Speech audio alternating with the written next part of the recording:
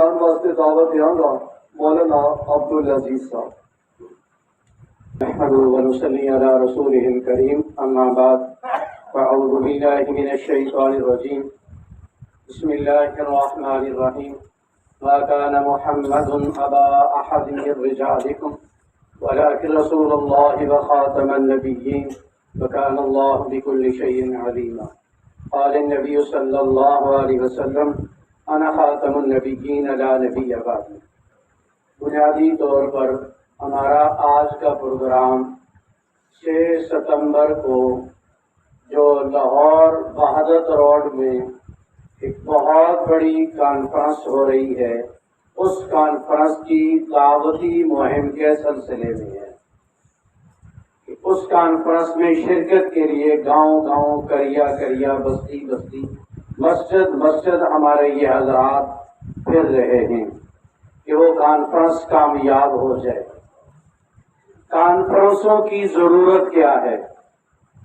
اختصاراً کانفرنسوں کی ضرورت کیا ہے اور اس کا فائدہ کیا ہوگا؟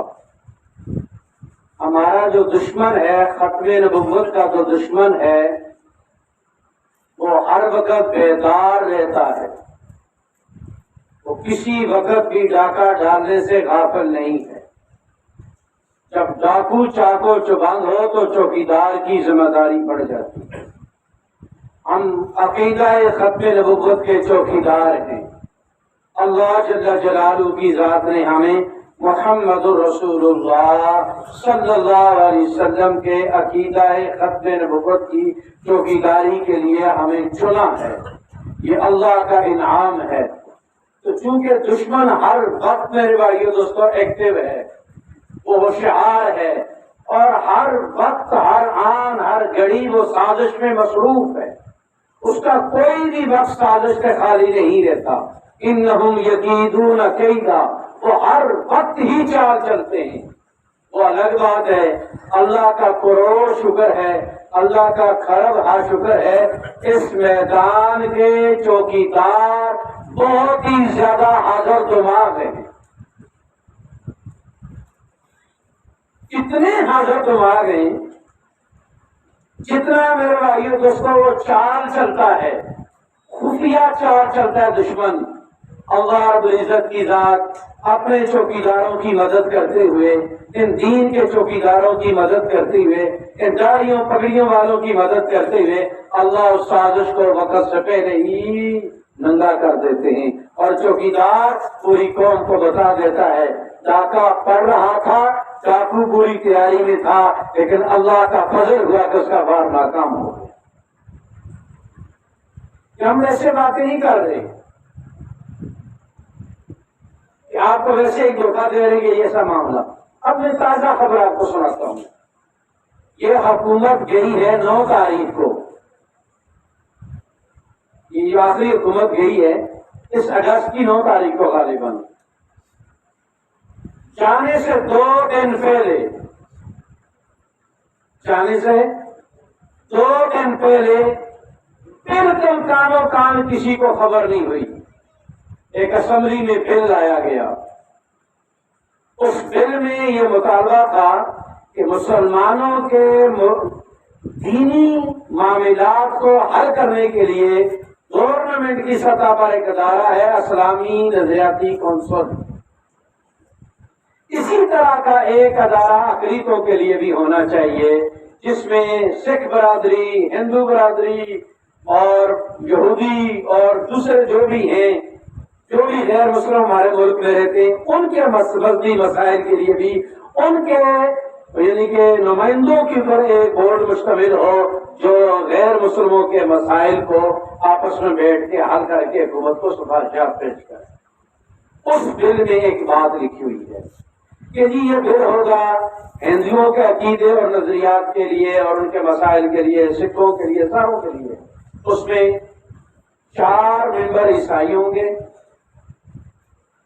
4 نمائندے عیسائی ہوں گے، 4 نمائندے ہندو ہوں گے، 1 نمائندہ 2 نمائندے سکھوں کے ہوں گے، 1 نمائندہ فلاں کا ہوگا، 1 نمائندہ فلاں کا ہوگا، اور آخر میں لکھا ہوا تھا 2 نمائندے اس اقلیت کے ہوں گے جو اپنا نام ظاہر نہیں کرنا چاہتے.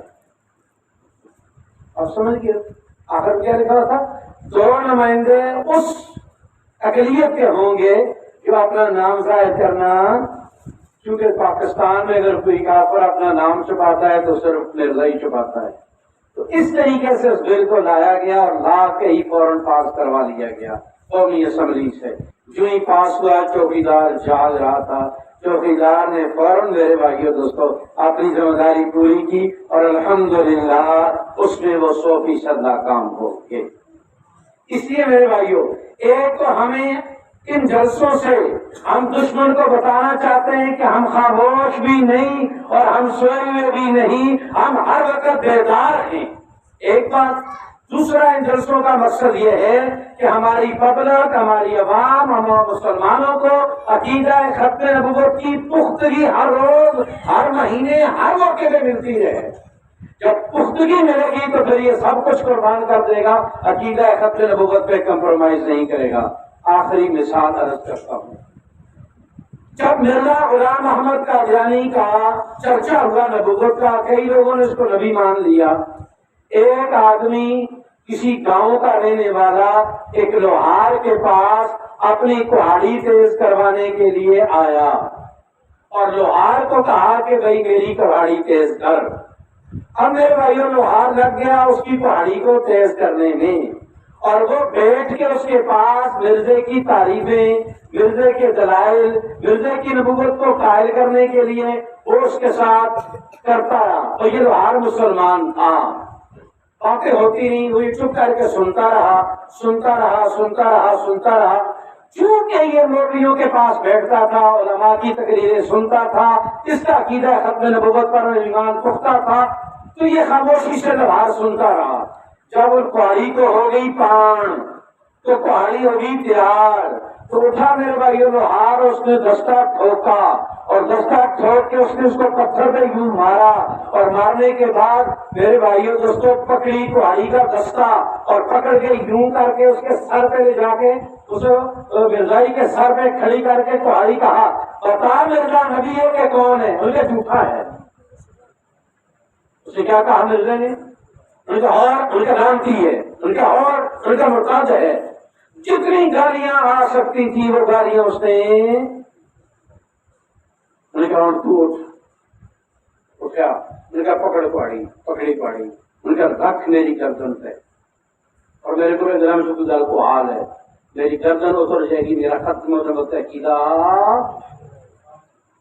ہم ان کانفرنسوں سے مقصود یہ ہے کہ ہمارا نوجوان، ہمارا بزرگ، ہمارا بچہ عقیدہ ختم نبوت کے محاذ پر ہر آدمی مجاہد کا کردار عطا کرے، تاکہ کوئی ہماری نسلوں میں بھی آ کر میرے بھائیو دوستو محمد رسول اللہ کی نبوت پر ڈاکہ ڈالنے میں کامیاب نہ ہو. اس لیے میرے بھائیو ان کانفرنسوں کے یہ مقاصد ہیں. تو اس لیے 6 ستمبر کی کانفرنس آ رہی ہے، بڑی ماشاءاللہ اہتمام کے ساتھ ہو رہی ہے، بڑی جاندار کانفرنس ہو رہی ہے. اس میں آپ ذرا کو دعوت دینے کے لیے، آپ کو دعوت تو ہے ہی ہے، آپ تو آگے، لیکن میرے بھائیوں دوستو آپ نے اوروں کو بھی دعوت دینی ہے اور دھیان کرنا ہے. 6 ستمبر کو یہاں سے انشاءاللہ قافلے کی شکل میں، گاڑیوں کی شکل میں، بسوں کی شکل میں انشاءاللہ پورے اہتمام کے ساتھ جائیں گے اور انشاءاللہ جمع ہو کے جائیں گے، اس کا نظم بنا لیں گے. ابھی یہ ہے کہ جو آیا ہوا مجمع ہے یہ 100% تیار ہو جائے، اور ابھی 6 ستمبر کا جتنے دن باقی ہیں اتنے دنوں میرے بھائیوں دوستوں اور مجمع کو تیار کر کے میرے بھائیوں بھرپور وہاں شرکت ہو جائے. اللہ کے سننے سے زیادہ عمل کی توفیق.